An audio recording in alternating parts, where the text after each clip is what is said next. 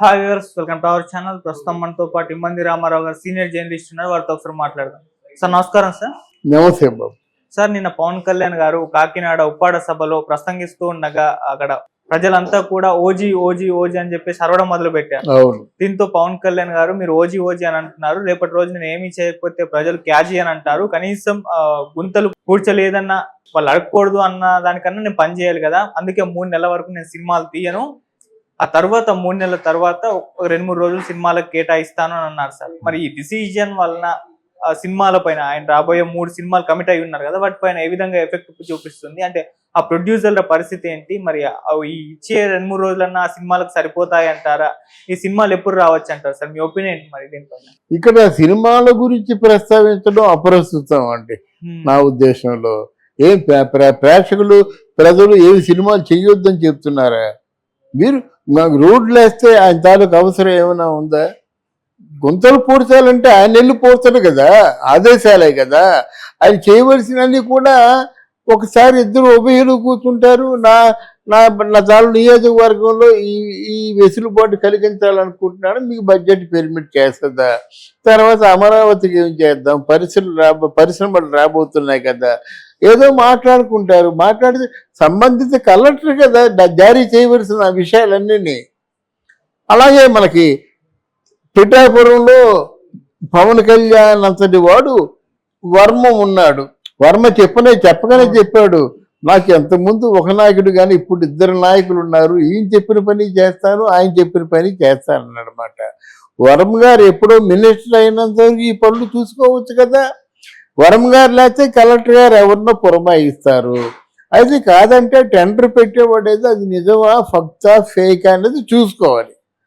అక్కడ పవన్ కళ్యాణ్ ఒకసారి ఆ టెలిఫోనిక్ టాక్లో మాట్లాడి ఎవరెవరు టెండర్లు వేశారు, వాళ్ళ తాలూకా ఆ ఓనర్స్ పేరు ఏమిటి, వాడికి ప్రజల్లో మంచి పేరు ఉందా లేదా చూసుకుంటే సరిపోద్ది. మరి దీనికి ఎందుకు 3 రోజులే ఇస్తాను 4 రోజులే ఇస్తాను అనుకోవాల్సిన అవసరం లేదు. అది ఆ ప్రజలు అంటే ఇవన్నీ గొడవలు తీర్పు నువ్వే బయటికి అది పార్టిసిపేట్ చేసి గొడవలు సర్దుమణుగుతాయా? నీ బుర్రతో ఆలోచించాలి. టెక్నాలజీ పెరిగిపోయింది, టెలికాన్ఫరెన్స్ ఉంటాయి. అవతల ఎవరైతే టెండర్ ఇస్తారో వాడు మనం ప్రత్యక్షంగా చూడవచ్చు, వాడి గురించి ఎంక్వైరీ చేయొచ్చు. అది లాయల్ డేటా లేకపోతే వీళ్ళేమైనా క్రియేట్ చేసుకున్నారా కూడా చూడవచ్చు. అంతా కలిసి ఒక గంట పని. అందువల్ల దాన్ని ఎక్కువగా అనుకుంటున్నాడు కానీ పవన్ కళ్యాణ్ ఎక్కువగా పని చేయవలసిన అవసరం లేదు. పని చేసే వాళ్ళు సరిగ్గా ఉన్నారా లేరా అన్నది చూసుకోవాలి. అలాగని వాళ్ళు అంతాలు తీసుకోకుండా పని అంటే వాళ్ళు లాభాలు వేసుకోకుండా ఎవరు పని చేయరు. కానీ కొంతవరకు బడ్జెట్ని తగ్గించే ఏర్పాటు నాయకులు చేస్తే చాలు.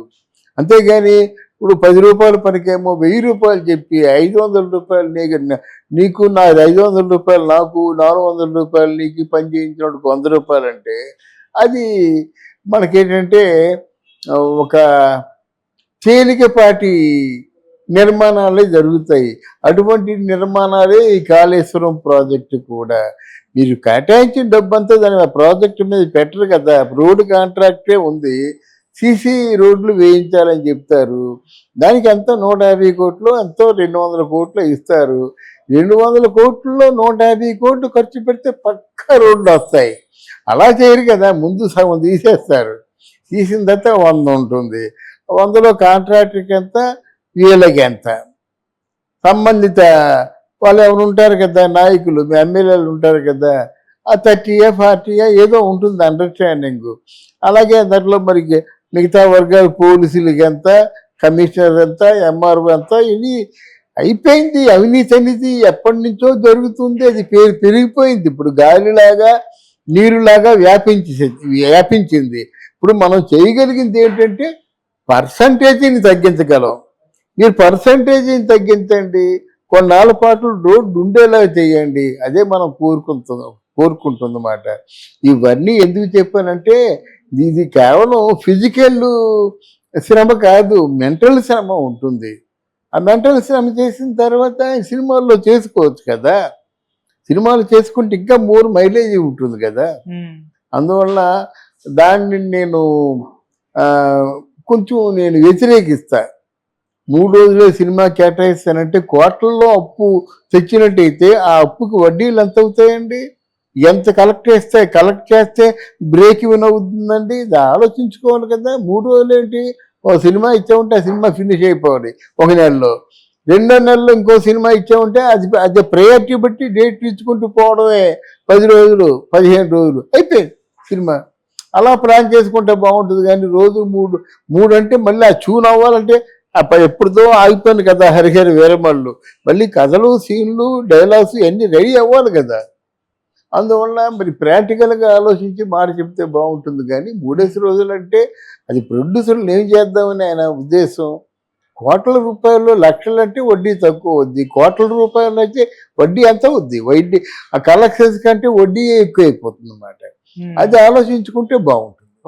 సార్ ఇప్పుడు 5 సంవత్సరాలకి 3 సినిమాలతోనే గడిపేస్తారు. ఇక కొత్త సినిమాలు అయితే కమిట్ అయ్యే పొజిషన్ లో అయితే లేరు కదా సార్. ఇక ఈ 3 సినిమాలే ఊహించుకోవచ్చా, ఇంకేమన్నా ఎక్స్పెక్ట్ చేయొచ్చా? మళ్ళీ అదే చెప్తున్నాను కదా, నేను చెప్పేది ఏంటంటే 5 సంవత్సరాల వరకు ఈ 3 సినిమాల్ని సాగదీస్తూ కూర్చుంటే వడ్డీలు 3వ సినిమా వడ్డీ ఎంత అవుద్ది, 2వ సినిమా వడ్డీ ఎంత అవుద్ది చూసి ప్రాక్టికల్గా కదా. ఇంట్లో డబ్బు నుండి సినిమాలు తీసేవాడు ఎవడు లేడు. ఆ హీరో డేట్స్ ఇచ్చారు కనుక సినిమాలు చేస్తారు. హీరో మీద ఫైనాన్స్ ఇస్తారు. ఫైనాన్సెస్ కూడా సెర్టన్ అమౌంట్ ఆఫ్ బడ్జెట్లో ఇస్తారు. కానీ తర్వాత వాళ్ళు అనుకున్న 300 కోట్లు 400 కోట్లు దాటిపోతే వాళ్ళు కూడా పూలాన్ చేయలేరు కదా. సినిమా ఫైనాన్స్ చేసే వాళ్ళని ప్రిన్సిపాల్స్ అంటారు. ఆ ప్రిన్సిపాల్స్ ఒక 20 మందో 50 మందో కూడినట్టయితే వాళ్ళని సిండికేట్ అంటారు. ఆ సిండికేట్లో 500 కోట్లు 300 కోట్లు ఎంత ధనం ఉంటుంది, అంతవరకే చేయగలరు. తర్వాత మళ్ళీ రీఫైనాన్స్ చేసుకోవాల్సిందే. కానీ ఇన్ని ప్రాబ్లమ్స్ ఉంటుండగా ప్రొడ్యూసర్ని మరీ అంత ప్రాబ్లమెటిక్గా చేస్తాడు అనుకోను. అంటే ఒకటి, ప్రొడ్యూసర్ ఎవరైనా నష్టపోతే తిరిగి డబ్బు ఇచ్చేస్తారు అనుకోండి పవన్ కళ్యాణ్, అది కరెక్ట్ ప్లానింగ్ కాదని నా ఉద్దేశం. ఎంతగా ఎన్ని సినిమాలు ఫెయిల్ అయిపోతాయి, ఎన్ని సినిమాలు మీరు అప్పులు చేసి వాళ్ళు డబ్బు తిరిగిస్తారు, అది కరెక్ట్ ప్లానింగ్ కాదు. ఎన్ని రెమ్యునరేషన్ ఎలాగున్నా వాళ్ళ డబ్బు వాళ్ళకి వచ్చినట్టు ప్లాన్ చేయాలి కదా. అలా ప్లాన్ చేయడమే సక్రమమైన ప్లానింగ్. అది సార్ హరిహర వీరమల్లు అయితే మన ప్రొడ్యూసర్ చెప్పారు ఒక 20 నుంచి అలా 25 రోజుల వరకు టైం ఇస్తారు షూటింగ్ కంప్లీట్ చేసుకోవచ్చు.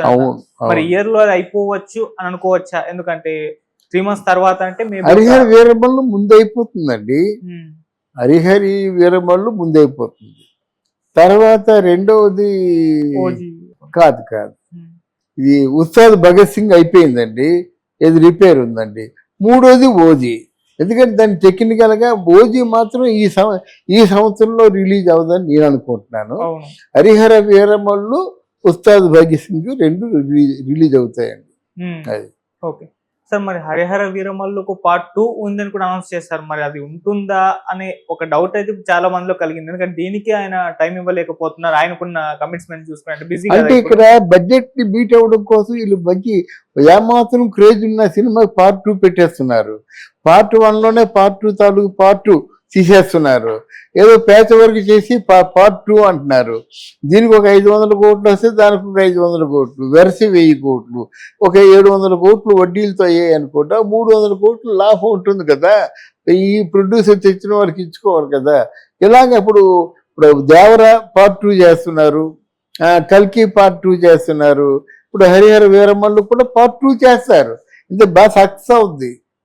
ఎందుకంటే వాళ్ళ అన్నయ్య చేసిన సైరా నరసింహారెడ్డి ఫెయిల్ అయింది, ఇది సక్సెస్ అవుతుంది. చూడండి, కరెక్ట్గా ప్రమోట్ చేసుకోగలిగితే డెఫినెట్గా సక్సెస్ అవుతుంది. ఓకే. తర్వాత ఇప్పుడు ఈ సినిమా క్రిష్ కూడా లేడు అనుకుంటా. అవును, ఏం రత్నం కొడుకు చేస్తున్నాడు. అవును సార్. అంటే ఇప్పుడు పవన్ కళ్యాణ్ గారికి ఉన్న క్రేజ్, అంటే డిప్యూటీ సీఎం గా కూడా అయ్యారు కదా. సో ఆ క్రేజ్ ని ఇప్పుడు సినిమాలకు వాడుకుంటే ఇంకా బాగా పబ్లిక్ లో బాగా వెళ్ళిపోతుంది. ఆ సినిమా ఇంకా ఎక్కువ కలెక్ట్ చేసేస్తుంది, అంటే హైప్ ఉంది, ఆ బజ్ ఉంది. ఇప్పుడు పవన్ కళ్యాణ్ గారి పేరు అంటే కొన్ని రోజుల నుంచి కూడా ఆయన ట్రెండింగ్ లో ఉన్నారు కదా. సో ఈ టైంలో ఒక సినిమా పడుంటే బాగుంటుంది అభిమానులు అయితే కోరుకున్నారు. ఎందుకంటే మీకు ఒకప్పుడు తమిళనాడులో రజనీకాంత్ ఎలాగో ఇప్పుడు ఆంధ్రాలో పవన్ కళ్యాణ్ అలాగండి. ఆ సినిమా ఫెయిల్ అయిపోతే 100 రోజులు ఆడుద్ది, హిట్ అయితే ఎంతవరకు పోతుందో తెలియదు. ఇప్పుడు పవన్ కళ్యాణ్ తాలూ బలం ఎంత అంటే ఇంటర్నేషనల్గా మొన్న వచ్చారు కదా ఎలక్షన్కి, Singapore, America, Canada, Texas, California, వీరంతా తెలుగు వాళ్ళే, బ్రహ్మాండంగా ఆడుతుంది. జపాన్ ఇవన్నీ తెలుగు వాళ్ళే కానీ బాగా ఆడుతుంది అన్నమాట. ఇప్పుడు ఎవరు సినిమాలు తీసినా ఇప్పుడు తీయవలసిందే. ఈ క్రేజ్లో 5 సంవత్సరాలు సినిమా తీసేవాళ్ళు అదృష్టవంతులు. ఈ 5 సంవత్సరాలు సినిమాలు తీసేవాళ్ళు అదృష్టవంతులు. రేట్లు పెంచుకుంటారు, థియేటర్లు వాళ్ళ అధీనంలో ఉంటాయి. మేము ఇవ్వము అని చెప్పడానికి ఏం వీలు లేదు కదా. మంచి థియేటర్లు ఉంటాయి, రేట్లు పెంచారు, జనాలు చూసే జనాలు ఉన్నారు. ఇప్పుడేమో ఇక్కడ ఈ పెన్షన్ డబ్బులు పెరిగేసరికి వీళ్ళందరూ ఇంట్లో ఉండరండి.